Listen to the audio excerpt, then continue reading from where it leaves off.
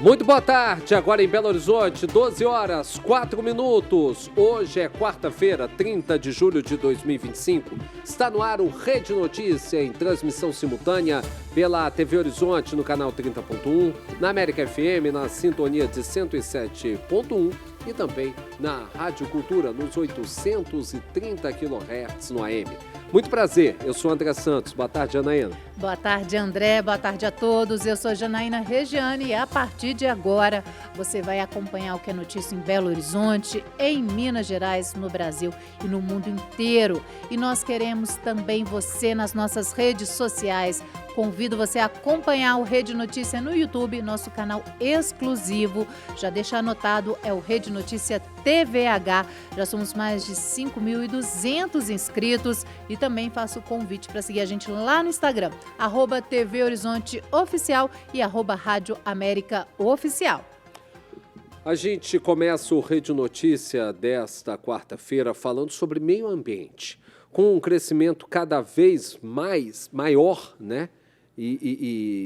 Com um crescimento cada vez maior e espaços para construção mais escassos, áreas verdes de Belo Horizonte acabam se tornando um alvo da especulação imobiliária. Espaços como a Mata do Planalto, na região da Pampulha, do Jardim América, na região oeste, do Lareira, em Venda Nova, e a Isidora, na região norte da capital, estão na missa dos grandes construtores para se tornar novos condomínios. Quem traz os detalhes é o repórter Newton Lopes. A Comissão de Meio Ambiente da Câmara Municipal tem realizado diversos debates sobre a preservação de áreas verdes em Belo Horizonte. Chama a atenção, durante as discussões, 4 áreas verdes que correm risco de abrigarem empreendimentos imobiliários. São elas: as matas do Jardim América, na região oeste, do Lareira, em Venda Nova, do Planalto, na região da Pampulha, e Isidora, na região norte da capital. Na Mata do Lareira, há uma empresa que já está até comercializando os lotes. As matas do Planalto e do Jardim América estão na mira de uma construtora. Já a Mata da Isidora, apesar de não haver construtora interessada, o local já registra invasões. Segundo o plano diretor da cidade, esses locais são considerados áreas de preservação ambiental, mas são também propriedades privadas. Com isso, movimentos sociais lutam para que a prefeitura desaproprie os locais e crie parques municipais que contribuam para a preservação do verde. Um dos responsáveis pelo movimento Parque Isidora, o biólogo Tulas Baquet, fala sobre a importância de preservar a área. Nós estamos num bairro próximo ao bairro Ribeiro de Abreu, bem na divisa de Belo Horizonte com Santa Luzia. Então, essa seria a maior área verde não protegida da capital, né, de Belo Horizonte, em que nós temos um número muito grande de nascentes, várias delas ainda não catalogadas, sobretudo onde nós estamos agora. Então, dentro da área onde a gente considera parque, né, são 4 córregos principais, mas dentro da ADE Isidora, né, que seria essa área que o plano diretor determinou como área de diretriz especial, são muito mais outros córregos, então a gente tem mais de 100 nascentes dentro dessa região.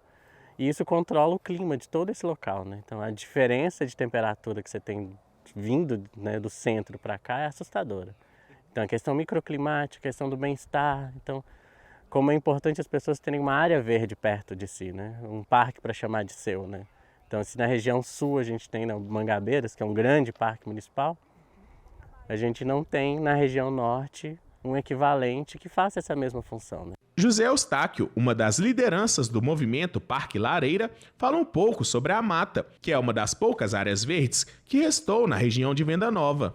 O futuro Parque Lareira que a gente está querendo criar é uma área de 35 mil metros quadrados aqui no bairro São João Batista, e a gente tem várias árvores, tem várias nascentes, tem um lago, uma lagoa perene aqui, tá certo, nesse local, e a gente está na luta para defender essa área. E, quem sabe, fazer a criação de um parque. Hoje, a gente conseguiu a aprovação do decreto, junto à Câmara Municipal, declarando o valor ecológico da Mata do Lareira. Ou seja, a importância dessa área para o município de Belo Horizonte. Eustáquio também cobra da prefeitura uma resposta para a desapropriação da mata. Agora a prefeitura, como é uma área privada, a gente precisa que a prefeitura faça uma desapropriação, porque a gente não quer invadir, não quer nada, a gente quer que o proprietário seja devidamente remunerado. porque a gente não quer nenhum tipo de invasão, nada disso. Porque dessa forma, o direito legal é constituído e a gente pode criar um parque no local. Tanto, inclusive, que a Comissão de Parques, o Instituto de Parques de Belo Horizonte, tem interesse na área, desde que a Prefeitura cumpra com isso. Até o momento, a Prefeitura de Belo Horizonte assinou os decretos para desapropriação das matas do Jardim América e do Planalto, mas até o momento os terrenos continuam como propriedades privadas. Entramos em contato com a Prefeitura e até o momento não tivemos retorno. Repórter Newton Lopes. É importante essa discussão de verdade, porque, infelizmente, Belo Horizonte é uma cidade gigante, Sim. que não há mais espaço, pelo menos com as atuais regras do plano diretor para limitação da verticalização, não há mais espaços para se construir em Belo Horizonte que não sejam essas áreas verdes. Então, a gente tem que discutir algo para a cidade. É uma discussão que tem que ser feita na cidade. Vamos segurar essas áreas verdes e liberar a verticalização? Ou não vamos segurar, ou vamos segurar e vamos manter a verticalização e deixa que o problema vá para a região metropolitana, como a gente está vendo? Alguma discussão tem que ser feita, né? Não dá para adiar essa discussão. Não mesmo. Tem que pensar e discutir mesmo. Essa questão das áreas verdes já é uma reivindicação da população há muito tempo, há vários anos, essa questão da preservação, mas também tem que pensar na cidade como um todo, né? É verdade, porque também não adianta que a gente também achar que a especulação imobiliária, o mercado imobiliário, não vai buscar novas áreas para construir. É assim que funciona. Então, tem que ser discutido como. Tem que ter planejamento, tem que se pensar na cidade como um todo e os impactos. Isso só se faz com a discussão. Aliás, discussão essa que vai acontecer dentro da Câmara. Sim. O plano diretor, quem está com a caneta na mão agora, vai ter que discutir o plano diretor da cidade. E a gente vai ficar de olho nisso. E Belo Horizonte já começou a sentir os reflexos da frente fria que avança sobre Minas Gerais. Gente, está um frio, Deus o livre e guarde. Segundo a Defesa Civil Municipal, a capital teve a segunda menor temperatura do ano. Vamos ao vivo conversar com a repórter Erlane Grace, que traz os detalhes. A Erlane está toda encapotada e eu vou te falar, Erlane, eu não aguento esse frio, não. É frio demais. E hoje esfriou, como diriam os mineiros, de com força, né, Erlane? É isso mesmo, André. Boa tarde para você, Janaína, e a todos que acompanham Rede Notícia. Belo Horizonte enfrentou uma das manhãs mais geladas do ano. Os termômetros marcaram 8,7 graus Celsius na região Centro-Sul por volta das 6h30 da manhã. E essa foi a segunda menor temperatura de 2025, ficando atrás apenas dos 8,1 registrados em junho. Em Venda Nova fez 9,6 graus, na Pampulha 10,2 e na região oeste a sensação térmica chegou a menos de 5 graus. Nós conversamos com o meteorologista Claudemir de Azevedo, do IMET, que explicou o que provocou essa queda tão acentuada nas temperaturas. Vamos ouvir. A massa de ar frio polar que chegou em Minas Gerais deixa as temperaturas baixas em todo o estado. E a tendência é que tenhamos nos próximos dias condições de tempo estável com temperaturas baixas em função da atuação da massa de ar frio. Em Belo Horizonte, temperatura entre 10 e 23 graus e a umidade relativa do ar à tarde de 30%. E no sul de Minas Gerais, o frio vai continuar intenso, com temperatura negativa e previsão de formação de geada, pelo menos até o próximo sábado. O frio em Belo Horizonte e toda a região metropolitana vai continuar pelo menos até o próximo domingo e o tempo continuará com predomínio de céu claro a parcialmente nublado e não há previsão de chuvas para Belo Horizonte e região metropolitana, assim como também para todo o estado de Minas Gerais. Nos próximos dias, o predomínio do ar seco e frio proporcionará temperaturas baixas na capital e em todo o estado de Minas Gerais. Então é isso, com o ar mais seco e as temperaturas em queda, o alerta fica para a saúde. Hidratação, agasalho, atenção redobrada, principalmente com crianças e idosos. O frio continua e o inverno ainda promete. André e Janaína, volto com vocês. Inclusive, a Defesa Obrigado, Civil emitiu esse alerta de baixas temperaturas e baixa umidade do ar, que é válido até segunda-feira. É bom a população realmente ficar atenta, como disse a Hernani. Toalhinha, com a tigelinha com a toalhinha molhada, umidificador, né? Redobrar a atenção. Exatamente. E muita água, né? Hidratação. Eu que o diga, né, Janaína? Meu Deus do céu, o André Hidratação. que não bebe pouca água. Eu todo errado. E olha só, gente, a Câmara Municipal faz uma audiência para debater o contrato de ônibus. Quem detalha é o repórter Newton Lopes. A Comissão Especial de Estudo, Contratos de Ônibus da Câmara Municipal de Belo Horizonte realizou uma audiência pública para ouvir ex-representantes da Prefeitura que participaram da assinatura do atual contrato de prestação de serviços de transporte coletivo por ônibus na capital, assinado em 2008. Integrante da comissão, o vereador Elton Júnior, do PSD, detalha os principais assuntos tratados na audiência. O contrato que foi feito, ele previa quase tudo que devia de fato prever. Obviamente ele sofreu intempéries, o anterior com os peroeiros, o atual com a questão da pandemia, mas ao longo do tempo foi sofrendo penduricalhos que descaracterizou o contrato que a gente tem. O procurador-geral do município na época da contratação, Marco Antônio Teixeira, alega que o problema do transporte público de Belo Horizonte não está no contrato, mas sim na gestão e na fiscalização dele. Esses dois contratos adotaram os dois modelos que se discute, é o quilômetro rodado com câmbio de compensação, o outro é a tarifa, né, que por conta de um planejamento mais dos prestadores, das concessionárias. Eu acho que são dois modelos que eles são diametralmente opostos. E na cidade eles tiveram problema. Acho que o grande problema que talvez tenha sido colocado de forma muito enfática é a questão da gestão, né? O modelo em si, existe o modelo, ele é bom, teoricamente. Na prática, que as coisas a gestão tem o seu papel mais do que fundamental no sucesso ou no insucesso desse modelo. Muito criticado pela população, o subsídio pago pela Prefeitura às empresas de ônibus foi defendido pelos gestores que participaram da audiência, como reforça o vereador Elton Júnior. A questão do subsídio é o ponto que a vereadora Fernanda sempre bate. Hoje nós não temos quase no mundo inteiro uma cidade que deixa de fazer o subsídio. Então o subsídio ele é positivo, mas em quais termos? Com contrapartidas bem claras e sendo aplicado corretamente. O modelo que a gente tem de subsídio de Belo Horizonte, ele é resultado, de novo, de um contrato que foi sendo descaracterizado ao longo do tempo. Então foi uma tentativa com uma intenção nobre, mas que com um resultado que realmente pode ser melhorado. E pensando numa nova modelagem, discutir isso é fundamental.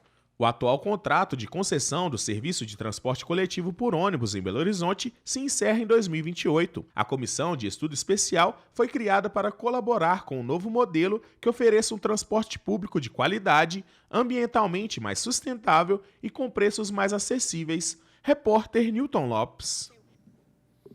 A Prefeitura de Belo Horizonte começou nesta semana mais uma fase das obras da Praça das Águas, no bairro São Gabriel, na região nordeste da capital. Vamos ao vivo agora conversar com Giovanni Rodrigues, que está no local e nos mostra os impactos no trânsito com mais essa etapa dessas obras que parecem não ter fim.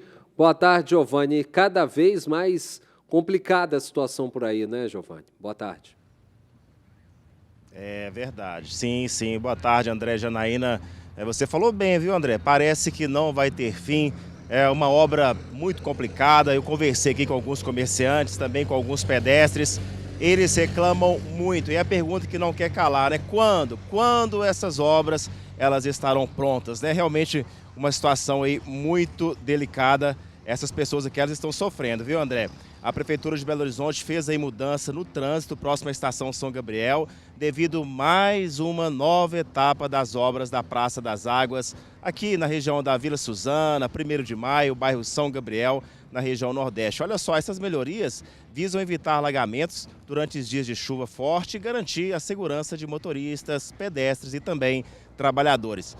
Para o motorista ter acesso ao novo anel rodoviário sentido Rio de Janeiro, olha, o trânsito foi alterado com desvio que inclui uma alça à direita em direção à Estação São Gabriel, manutenção na faixa da direita da Avenida Cristiano Machado e entrada da segunda alça de acesso sentido Santa Luzia após os viadutos do novo anel rodoviário. Olha, as linhas de transporte coletivo, André e Janaína, também foram ajustadas aí nos itinerários para facilitar o acesso à Estação São Gabriel, sem impacto no ponto de embarque e desembarque. Passageiros podem continuar usando aí as linhas 62, 66 e 6030 na estação Minas Shopping e seguir viagem na linha 82 ou 83P, desembarcando na mesma estação sem aumento de custo de passagem. Segundo a Prefeitura de Belo Horizonte, agentes da BH Trans e da Sumob estão presentes para orientar os usuários, mas olha, no momento aqui nós não vimos nenhum agente da BH Trans, viu? A obra faz parte do projeto de implantação da Praça das Águas, que faz parte do sistema de macrodrenagem do Ribeirão Pampulha, com uma estrutura hidráulica capaz de armazenar até 27 milhões de litros de água, ajudando a conter alagamentos da região. E olha só, a previsão aí de conclusão é para primeiro semestre de 2026, com investimento de cerca de 68 milhões de reais. Está aí, é muito dinheiro, né, investido nessas obras. E a gente fica aí nessa expectativa, né, André e Janaína, quando essas obras elas ficarão prontas. É com vocês no estúdio. Obrigado, Giovanni. A gente sabe da complexidade daquela obra ali. A gente sabe que não é uma obra fácil de ser feita. Toda obra, né, complexa, mas né? Está demorando demais, né? É verdade. Cá entre nós. E olha só, gente, as mulheres terão direito a acompanhante em serviços de saúde. Quem vai contar para a gente essas informações é o repórter Newton Lopes. O governador Romeu Zema publicou no Diário Oficial do Estado a lei que garante às mulheres o direito a acompanhante em unidades de saúde de todo o estado. O texto acrescenta uma norma numa legislação de 2006 que trata sobre os direitos dos usuários nos serviços públicos de saúde. O objetivo é reforçar a previsão de acompanhante a paciente mulher, sobretudo em procedimentos que gerem inconsciência. A norma já tinha a previsão de acompanhante durante consultas. Agora foi acrescentado o dispositivo que prevê que a mulher terá direito a acompanhante de sua escolha nas consultas, exames e procedimentos, especialmente aqueles que induzam a inconsciência total ou parcial da paciente, observadas as normas sanitárias pertinentes. Repórter Newton Lopes. Uma pesquisa da Câmara de Dirigentes Lojistas de Belo Horizonte mostrou que a celebração de Dia dos Pais deve movimentar a economia mineira durante todo esse mês de agosto. Vamos novamente conversar com a repórter Erlaine Grace, que traz os números dessa pesquisa. Ô Erlaine, tem expectativa alta de vendas aqui na capital, né? Tem sim, André. A data comemorativa deve injetar 1 bilhão e 760 milhões de reais na economia, um aumento de 1,59% em relação ao ano passado. De acordo com a CDL, o valor gasto pelos consumidores deve ser de R$ 247,54 por presente, um aumento de 30,1% em comparação com o ticket médio de R$ 190,20 registrados no ano anterior. As roupas devem liderar as vendas com 32% da preferência e um preço médio de R$ 292,20. Os acessórios como relógios, joias e óculos são a categoria com maior preço médio, R$ 340. Empatados com 11,5% na intenção de compra, vêm os cosméticos, que custam em média R$ 109,78. E os itens como canecas, copos térmicos, garrafas, que custam R$ 62,39. Os calçados fecham a lista com 10,5% de intenção de compra e preço médio de R$ 219,05. De acordo com o presidente da CDL-BH, Marcelo de Souza e Silva, 74,5% dos lojistas devem investir em estratégias online para atrair os consumidores, como publicidade no WhatsApp, Instagram, Facebook, TikTok e também no site da empresa. Vamos ouvir. Para aproveitar as oportunidades da data, os lojistas vão investir no marketing digital, além também, óbvio, das lojas físicas. Isso porque o digital amplia o conhecimento, mas o físico é o que atrai. Por isso, é muito importante os esforços contínuos dos lojistas para oferecer um atendimento qualificado, um ambiente agradável, bons produtos e experiências que o virtual não proporciona. A expectativa dos comerciantes está alta, viu, André e Janaína? 28% dos lojistas acreditam que o consumidor vai gastar mais este ano. E 27% acreditam que o gasto vai se manter igual ao do ano passado.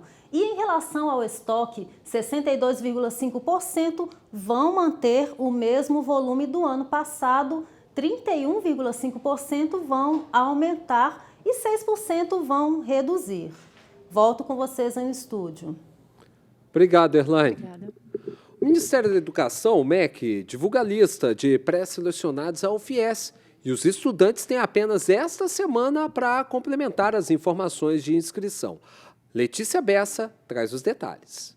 Estudantes pré-selecionados na chamada regular do FIES, o Fundo de Financiamento Estudantil, referente ao segundo semestre deste ano, devem complementar a inscrição entre esta quarta, dia 30, e a sexta-feira, dia 1º de agosto.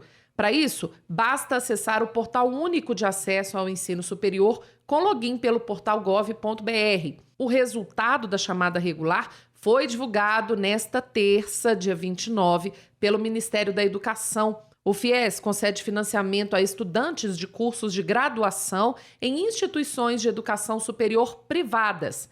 Depois da etapa de complementação das informações de inscrição, estudantes devem comprovar as informações declaradas de forma física ou digital em até 5 dias úteis junto à instituição de ensino em que foi pré-selecionado. Quem não foi aprovado na chamada única está automaticamente na lista de espera. Nesse caso, a convocação será feita entre 5 de agosto e 19 de setembro. Repórter Letícia Bessa. A gente vai agora para um rápido intervalo e voltamos daqui a pouquinho, falando sobre a prisão na Itália da deputada federal Carla Zambelli. E ainda, Trump volta a dizer que o tarifaço para o Brasil começa na sexta-feira. Agora, 12h26.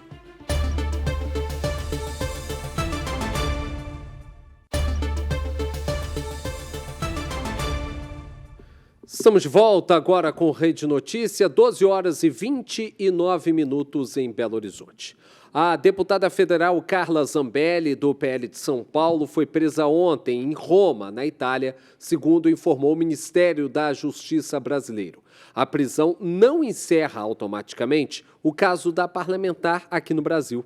Foragida há 2 meses, Zambelli tentava escapar do cumprimento de um mandado de prisão emitido pelo ministro Alexandre de Moraes, do STF, do Supremo Tribunal Federal, por conta de um julgamento e uma pena aplicada a ela de mais de 10 anos de prisão por burlar e invadir o sistema do Supremo Tribunal de Justiça.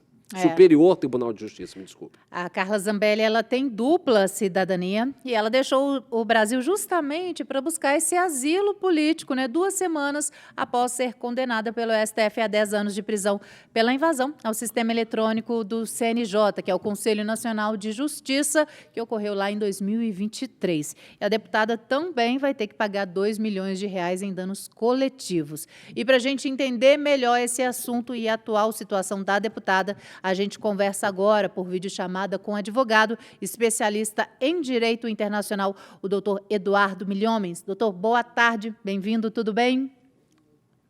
Boa tarde, tudo bem? Doutor, a primeira pergunta que fica é logo de cara. Muito se fala agora sobre o que vai ser feito. Se Zambelli cumpre essa pena na Itália, como se fosse seguindo os trâmites da pena no Brasil, se ela pode vir a ser extraditada ou até mesmo se a Itália dá de ombros dessa decisão e dá um indulto a ela, afinal de contas ela tem cidadania brasileira. O que diz a lei? Brasil e Itália, eles têm um acordo bilateral para fazer extradição de nacionais, né? Isso existe. Como que essa extradição acontece? O que a Itália tem que entender dessa condenação para poder aplicar a extradição propriamente dita? Bom, o caso da extradição não é mero ato administrativo. É uma decisão que a gente percebe que é muito complexa, porque envolve soberania nacional e outros critérios também que vão ser utilizados e vão ser decididos agora pela justiça italiana. É uma questão complexa porque vai envolver, além de fundamentos jurídicos, também uma questão política forte. A gente já teve alguns casos aqui onde a gente pode verificar a demonstração dessa dificuldade. E 3 casos que envolveram exatamente o governo italiano. E eu posso colocar até um 4º caso, que foi o caso do Robinho, o último deles, que estava lá, que cometeu um fato na Itália, foi condenado e hoje vem cumprindo pena aqui no Brasil, depois de ter invadido da Itália para cá. Bom, o outro caso, que é bem clássico, é do Cesare Battisti, que foi pedido a extradição da Itália por um crime que ele cometeu lá atrás, um crime de homicídio. Ele estava penado com a pena de morte e o Brasil teve o processo de extradição, que ocorreu todo a época no Supremo Tribunal Federal, e ao final o Supremo Tribunal Federal entendeu que não havia bases jurídicas para a extradição, para manter ele aqui, e deu para que ele pudesse ser extraditado, deu autorização para que ele pudesse ser extraditado. Mas o nosso presidente, à época, não deu a extradição, porque é um ato administrativo de soberania do presidente da República. Então, ele não fez o decreto e, assim, o Cesare Battisti não foi extraditado. E depois também a gente teve aí a revés, que foi o caso do Pisolato, que foi condenado no Mensalão, e depois de mais de quase 10 anos com um pedido do Brasil de extradição, a Itália resolveu extraditar o Pisolato aqui para o Brasil, onde ele cumpriu pena e veio a falecer até um tempo depois. Esses 3 casos mostram que, apesar de existirem leis e tratados internacionais, e a Itália e o Brasil têm tratado internacional para extradição, esses tratados eles não são uma lei certa. Por quê? Porque exatamente envolve não só a questão jurídica, envolve a questão política, envolve a questão dos direitos humanos e também envolve a questão de soberania nacional. Se a Zambelli, se os parlamentares, se o Estado italiano entender que ela não pode ser extraditada, e a Constituição italiana veda a extradição do seu nacional, mas abre possibilidades para que o nacional seja extraditado se houver tratado para isso. Doutor, a própria Carla Zambelli, ela falou que se ela tiver que cumprir prisão, ela não vai vir para o Brasil para cumprir essa prisão, que ela prefere cumprir lá na Itália. Mesmo tendo essa informação de que ela fugiu do Brasil, né, para não ser presa aqui, para não ter que cumprir essa prisão aqui, não há nada que possa ser feito para ela extraditar, mesmo ela tendo assumido essa culpa, doutor? Bom, a questão da escolha não vai ser ela que vai escolher onde ela vai cumprir a pena. A questão sobre a pena é uma questão entre estados. Na verdade, Brasil e Itália vão entrar num acordo. Se a Itália, depois desse processo que está se iniciando agora, decidir que ela tem que ser extraditada, ela não tem o que fazer. O pedido dela vai ser acatado, o pedido dela vai ser negado, e ela vai vir para o Brasil, onde ela vai cumprir a pena aqui no Brasil. Se a Itália entender que ela não pode ser extraditada, aí vai começar um outro processo, que é a transferência da pena aqui do Brasil lá para a Itália, para que ela comece a cumprir a pena lá em solo italiano. Como Isso aconteceu é um outro procedimento. Como aconteceu com o Robinho, né? Como aconteceu no Robinho aqui no Brasil, né? Exatamente. Como aconteceu com o Robinho. Abriu-se um procedimento, esse procedimento, essa sentença essa decisão do Supremo Tribunal Federal que a condenou, vai lá para a Itália. A Itália, através dentro do seu poder judiciário, convalida essa decisão e ela vai abrir uma defesa, mas é uma defesa muito não se faz uma defesa, uma nova defesa. Só na questão da formalidade da decisão. E, posteriormente, convalidada essa decisão na justiça italiana, ela passa a cumprir pena naquele país através de tratados que o Brasil tem com a Itália. Nós conversamos com o advogado especialista em direito internacional, Eduardo Milhões, falando sobre justamente todas essas questões legais, jurídicas, relacionadas à deputada federal Carla Zambelli, que está presa na Itália depois de ser colocada na lista vermelha da Interpol. Doutor, muito obrigado. Uma boa quarta-feira para o senhor. Eu que agradeço. Uma boa quarta-feira para todos. Muito obrigado. Boa tarde. Agora em Belo Horizonte, 12 horas 37 minutos. Vamos para um breve intervalo e na volta nós conversamos com a deputada estadual Ana Paula Siqueira, do PV. É daqui a pouco.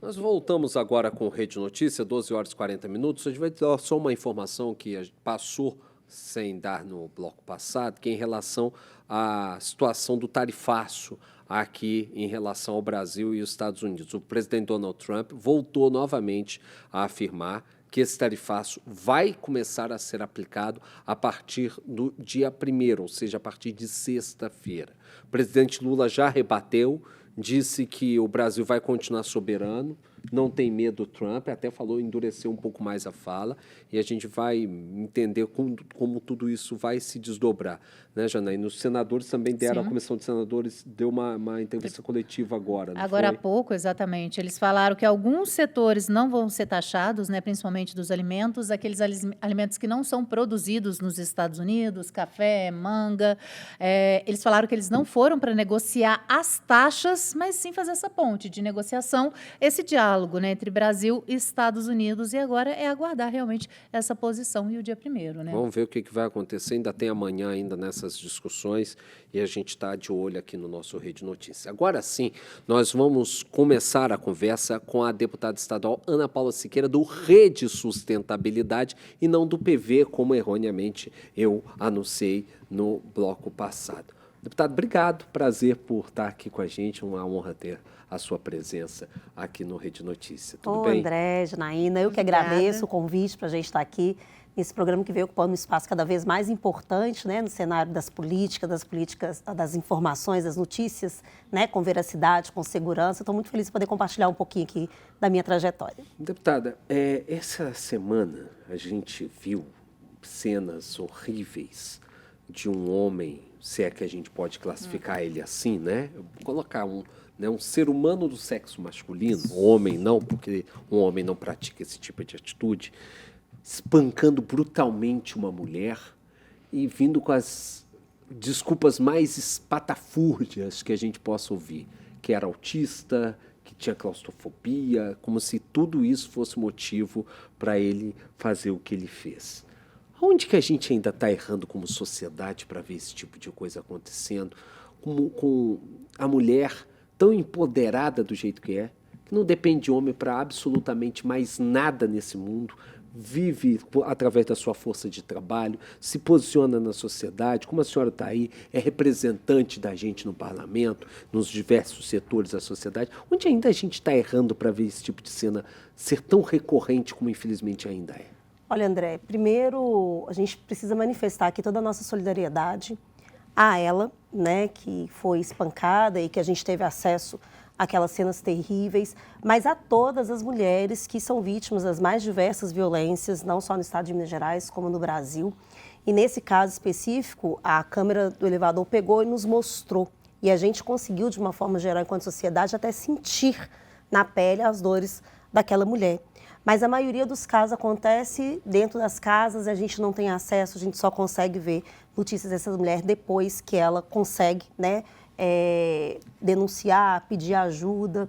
E é uma dura realidade, né? O anuário mesmo mostrou recentemente que o Brasil ele, caiu em crimes violentos, mas os grupos mais vulneráveis, que são mulheres, meninas e adolescentes, continuam ranqueando aí, o índice das violências. Ele usou de várias justificativas, mas ele esqueceu de dizer que o que de fato marca ele são as profundas heranças do patriarcado e do machismo ainda muito enraizado na nossa sociedade. o que faz com que esses elementos entendam nós, mulheres, como objetos, como pertences, e que ele pode fazer o que ele quiser, inclusive atentar contra a vida. Como a gente, infelizmente, viu um filho atentar contra a vida da mãe aqui em Belo Horizonte. Pois é, a Soraya e o crime, né, da Soraya é uma coisa, assim, gente, tão dura. Aquilo mostra o quanto que a sociedade perdeu, e a sociedade como um todo, a sociedade como um Estado que ainda não consegue assistir de fato as mulheres, falha nas políticas públicas, como também a gente enquanto sociedade como um todo, porque é um filho que, além de ter a coragem de matar uma mãe, né, enforcada, ele criou uma cena horrorosa de um crime sexual absurdo contra a sua própria mãe e teve a condição de abandonar aquele corpo ali. Então, isso é revelar uma mazela tão grande enraizada na nossa sociedade, e nós precisamos falar sobre isso. E aí, Janaína, eu tive agora recentemente, eu tenho percorrido o Estado, acompanhado as conferências, né, de políticas sobre as mulheres. Nós teremos a conferência estadual, teremos a conferência nacional esse ano. E eu tive na conferência agora no final de semana, e eu falei com as pessoas, com as mulheres que lá estavam, o seguinte: cada vez que a gente insistir em falar sobre violência contra as mulheres, apenas com as mulheres, a gente está revitimizando as mulheres, a gente não está tratando o problema na sua raiz. Que é uma coisa horrível também, né? A mulher ter que relembrar isso, ela está sendo violentada novamente. Revitimizada o tempo inteiro. Nós precisamos, sim, falar com as mulheres para mostrar para elas os tipos de violência, inclusive aqueles que são trazidos na Lei Maria da Penha, que está fazendo aniversário agora, em agosto, são 19 anos da Lei Maria da Penha, uma das leis mais robustas no mundo, num país onde é um país que lidera o ranking de violência contra nós. Mas nós precisamos, sobretudo, falar com os meninos, com os jovens, com os homens, né, do futuro, que são os potenciais agressores do futuro, porque eles repetem padrões, né? Eles reproduzem comportamentos que eles assistiram, que o avô fez, que o pai fez, que o tio faz, e ele acha que ele pode continuar fazendo. E a gente precisa interceptar isso, porque é só com a formação daqueles que são os agressores é que a gente vai, de fato, salvar as mulheres. E, para isso, eu propus uma solução. Sim. Eu apresentei um projeto que é lei hoje no nosso Estado, que leva para as escolas estaduais a discussão das noções básicas da Lei Maria da Penha, para a gente falar com as meninas, com as mulheres, sobre os tipos de violência, porque muitas delas não compreendem. E muitas são sutis demais. São sutis. Violência psicológica, violência moral, violência patrimonial, né? Jurídica. A física, sexual, a gente até jurídica, né, porque tem muito homem usando a justiça para continuar cometendo violência e a justiça batendo o martelo a favor dele, que a gente não consegue entender por quê. E com magistrada, com A. Sim. Eu conheço gente que está vivendo isso. Magistrada, referendando violência. E pena que eu não posso falar o nome, porque senão eu vou tomar um processo, mas a minha vontade era falar o nome. Que é um absurdo. Pois total. A gente lida com todos esses absurdos, tudo, né? E é interessante abordar isso nas escolas, porque às vezes essas crianças, essas meninas vivem essa situação dentro de casa e acham que é rotineiro, né? Que é aquilo dali, às vezes, o agressor, que é o pai, às vezes é o irmão, eles acham que tem o direito de fazer isso com a mãe ou até mesmo com elas, né? E elas, dentro da escola, elas vão aprender isso e falar, não, isso não é correto. Sim. Eu não preciso vivenciar isso, e pode repassar para a mãe, para outras irmãs e para quem está vivenciando isso também, né? Pois deputado? é. Então, nós fizemos essa proposta, é lei no nosso Estado. O governo de Minas, infelizmente, não implementou ainda. Eu, inclusive, aqui tenho cobrado insistentemente para que seja implementado, que é a estratégia que eu acredito ser a mais eficaz para a gente poder melhorar esse nosso ambiente. E aí nós vamos poder falar de homens que são homens de verdade, não apenas pessoas do sexo masculino, né? Pessoas que têm consciência e que têm o respeito. Porque uma sociedade que não cuida das mulheres, que não garante segurança para as mulheres, é uma sociedade falida. Essa sociedade não pode se dizer democrática, essa sociedade não pode se dizer justa em momento nenhum. Nós, mulheres, somos 52% da população, né? Meninas, crianças e adolescentes são as que lideram disparadamente o ranking das violências sexuais. Precisa acabar. Isso precisa acabar. Isso é e a depender de mim. Que no seu mandato, uma das bandeiras, né, que você defende é justamente essa, né, em relação à mulher, a proteção da mulher. E eu vou pedir para você falar mais sobre isso, deputada, a senhora falar mais sobre isso depois do intervalo, né, que a gente vai agora para um rápido intervalo, 12h49, e a gente volta com a deputada estadual Ana Paula Siqueira, do Rede Sustentabilidade, para falar sobre esse assunto em instantes.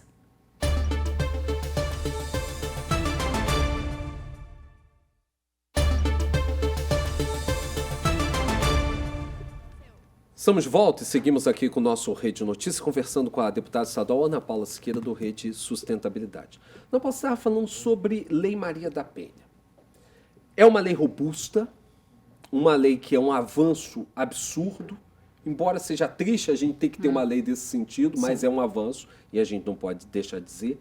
E quando a gente olha as estruturas de Polícia Civil para atendimento à mulher, da Defensoria Pública do Estado de Minas Gerais de cuidado com a mulher, elas são espetaculares, de verdade. O que falta, na sua visão, você que está dentro do dia a dia, nesse cuidado com as mulheres, o que falta para verdadeiramente a gente ter uma aplicabilidade correta da Lei Maria da Penha e que o homem não consiga o tempo inteiro ficar manobrando e conseguindo espaços e caminhos e atalhos para continuar sendo violento, e esse ciclo de violência vem tanta mulher morta como a gente ainda vê no nosso país? Pois é, André, a gente precisa de um trabalho em rede, né? Eu acho que um trabalho mais interligado com várias frentes, porque quando a gente está falando da questão da violência, especialmente violência contra a mulher, a gente está falando de um fenômeno complexo, porque ele passa por várias perspectivas pessoais, individuais dessa mulher, e ela passa também por essa rede de atendimento.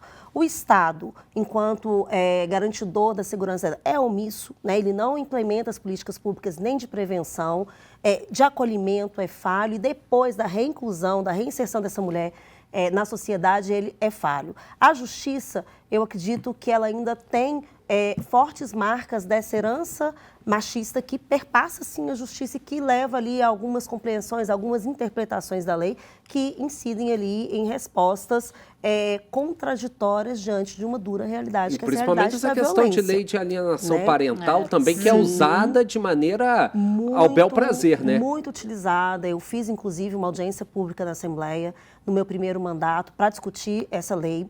A gente trabalha para que ela seja derrubada no Brasil, porque ela tem sido utilizada como um disfarce, né? Sobretudo quando a gente tem uma situação de casal separado, mulher com medida protetiva contra aquele ex-companheiro e filhas em situação de abuso sexual indicada pelo próprio companheiro. Aí essa lei, ela vem e muitas vezes tira essa criança da guarda da mãe, coloca na guarda daquele que inclusive é o seu agressor. Em muitos casos, André e Janaína, eu nunca fui tão violentada, tão agredida, tão desrespeitadas por homens no exercício da minha função como parlamentar, quando a discussão da LAP. E aí eu digo para você, se eu, a parlamentar, que estou ali fazendo a discussão de um assunto da sociedade, sou agredida assim, o que não está se fazendo com as mulheres, gente? Que não tem voz. Que não tem vaga, que é dentro de casa, que é num lugar que a gente não acessa. Que tem aquela história, né, de que briga de marido e mulher não mete a colher, né? Estamos Então, assim, isso demonstra o quanto a gente ainda precisa avançar. Isso está para dentro de todas as estruturas. O Estado, eu vou falar do Estado de Minas Gerais, que é onde eu acompanho, eu fiscalizo, como presidenta da Comissão de Defesa dos Direitos da Mulher, eu já fiz várias ações de fiscalizações profundas, né, no Assembleia Fiscaliza, que é um mecanismo que a gente tem específico dentro da Assembleia. As instituições, elas estão precarizadas, né? A Polícia Civil, embora a gente tenha policiais que se dedicam, a infraestrutura é insuficiente, a delegacia especializada, ela ainda tem, né, ausência de delegadas, ausência de estrutura, de veículos, né?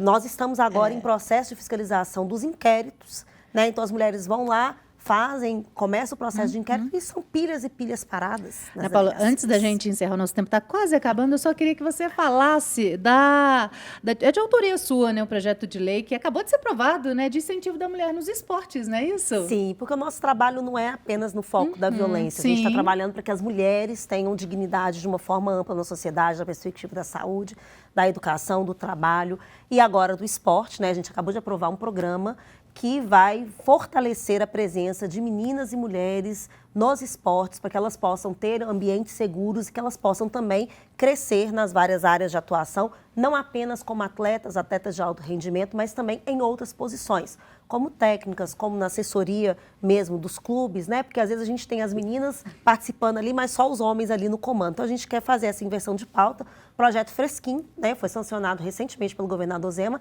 agora eu sigo cobrando a implementação para garantir às meninas e às mulheres esse acesso também ao esporte, e cuidar do esporte é também cuidar de saúde, é cuidar da promoção social dessas meninas, dessas mulheres, e a gente quer cada vez mais mulheres em posições importantes na nossa sociedade. Que há uma questão de justiça, né? É verdade. Sim. Inclusive, a gente vai discutir remuneração no esporte, viu, gente? Ai, olha. se for falar de né? remuneração, da diferença de remuneração entre homens e mulheres, esse país para e o mundo para e tem que voltar tudo de novo, né? Recentemente, é verdade, você teve na ONU, no encontro na representando, CSW, né? representando Minas Gerais. E a gente discutiu lá essa questão do impacto da remuneração, mulheres ainda recebendo 30%, 40% a menos que os homens na mesma função, né? E lá na CSW, o que a gente tirou assim, de resultado final é da máxima importância de termos mulheres nos espaços de decisão, sobretudo decisão política. Porque a visão da mulher nesse contexto, não apenas porque ela está ali, né, representando ali mais de 50% da nossa população mundial, é também uma forma de trabalhar assuntos diversos na perspectiva de alguém que entende, porque mulher nunca faz nada para ela sozinha, né? Você estava me contando aqui, você está em casa com 4 mulheres, né? Você e as suas enteadas, a sua esposa e suas enteadas. Então, você percebe que elas não fazem nada para elas sozinhas. Elas estão pensando em você, elas estão pensando no pai, no avô, no tio, né? Eu estou em casa com 4 homens, né? Meu marido e mais minhas 3 crianças. Eu não faço nada para mim individualmente. A mulher, ela sempre tem essa capacidade peculiar de pensar na coletividade. E quando nós estamos na função política, é também o que nós fazemos, né? E vou dizer para vocês, sem bairrismo, né? Mas a bancada feminina da Assembleia é a bancada que tem trazido excelentes resultados para a política mineira em várias perspectivas. A maior da história. Maior da história. A maior da história em várias perspectivas. Na política de infraestrutura, na política de saneamento básico, na política de transporte, né? Nós, mulheres, estamos ali liderando as discussões e pautando, né? Fazendo com que o Estado priorize a atenção às mulheres aqui em Minas Gerais. É um olhar atento, né, que deveria ter para todas as mulheres, não só agora, mas em todos os tempos, né, Ana? Pois é. Obrigada, gente, viu? Acompanha a gente lá nas redes sociais. Meu Instagram é Ana Paula Siqueira Oficial. Acompanhe os trabalhos da Comissão em Defesa dos Direitos da Mulher, porque o nosso trabalho é um trabalho para melhorar a vida das mulheres, para melhorar a sociedade como um todo. Obrigado, deputada Ana Paula Siqueira, do Rede Sustentabilidade. Obrigado pela sua presença. Portas abertas sempre para a senhora. Obrigada. Tá ficando por aqui o Rede Notícia. Na nossa sequência, você fica com Bola na Rede, Júnior Brasil e as notícias do mundo do futebol e do esporte. Rede Notícia volta amanhã, ao meio-dia. Fique com Deus. Até lá. Boa tarde.